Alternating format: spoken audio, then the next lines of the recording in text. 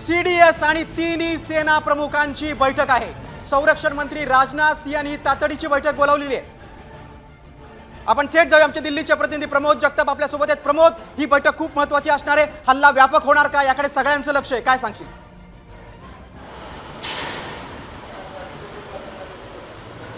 गिरीश, अत्यंत मोठी आणि महत्त्वाची बातमी आहे असं आपल्याला म्हणावं लागणार आहे। राजनाथ सिंह जे संरक्षण मंत्री आहेत त्यांनी तातडीनं देशाचे सीडीएस आणि तिन्ही सेना दलांचे प्रमुख जे आहेत त्यांना मीटिंगसाठी बोलवलेलं आहे। आत्ताची अपडेट गिरीश ही आहे की मीटिंगला सुरुवात झालेली आहे आणि या मीटिंगमध्ये ज्या पद्धतीनं पाकिस्तानकडनं जम्मू काश्मीर असेल किंवा जे बॉर्डरचे स्टेट आहेत त्या स्टेटला ज्या पद्धतीनं पाकिस्तानकडनं नापाक हल्ले केले गेलेले होते त्याच अनुषंगानं ही बैठक अत्यंत महत्त्वाची आहे असं म्हणावं। हाय लेवल मीटिंग आहे गिरीश असं म्हणावं लागणार आहे।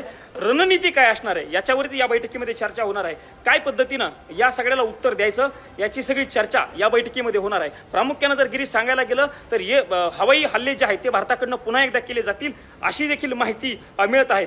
गिरीश, दुसरीकडे जर बघायला गेलं तर संरक्षण क्षेत्रातल्या सूत्रांच्या माहितीनुसार जम्मू काश्मीरच्या परिसरामध्ये ज्या पद्धतीनं हे अटॅक केले गेलेले होते मागच्या काही तासांपासून हे अटॅक सुरू आहेत ती स्टाईल जी आहे ती हमास पद्धतीची आहे असं मानलं जाते। गिरीश, पाकव्याप्त काश्मीरमध्ये एक हाय लेवल बैठक झालेली होती। हमास आणि ISI यांच्यामध्ये एक बैठक झालेली होती अशी माहिती मिळते आणि त्या बैठकीनंतरच हे हल्ले जे आहेत ते केले गेलेले होते। ही बैठक खूप अगोदर झालेली नव्हती, मागच्या 2 दिवसांपूर्वी ही बैठक झालेली होती अशी देखील माहिती मिळते आणि त्याच नंतर हे सगळे हल्ले केले गेलेले होते। या बैठकीला आता सुरुवात झालेली आहे। राजनाथ सिंह नेमका कशा पद्धतीने सूचना देत आहेत हे देखील बघणं महत्त्वाचं असणार आहे। हे गिरीश, वारंवार आपण सांगितलं पाहिजे प्रेक्षकांना की संरक्षण दलाला पूर्ण लष्कराला स्वातंत्र्य जे आहे ते सरकारकडनं दिलं गेलेलं आहे। तुम्ही कारवाई करा अशा पद्धतीच्या सूचना काही दिवसांपासून पंतप्रधानांपासून अगदी बरोबर प्रमोद। आणि या बैठकीत काय महत्त्वाचा निर्णय होतोय त्याकडे सगळ्यांचं लक्ष आहे।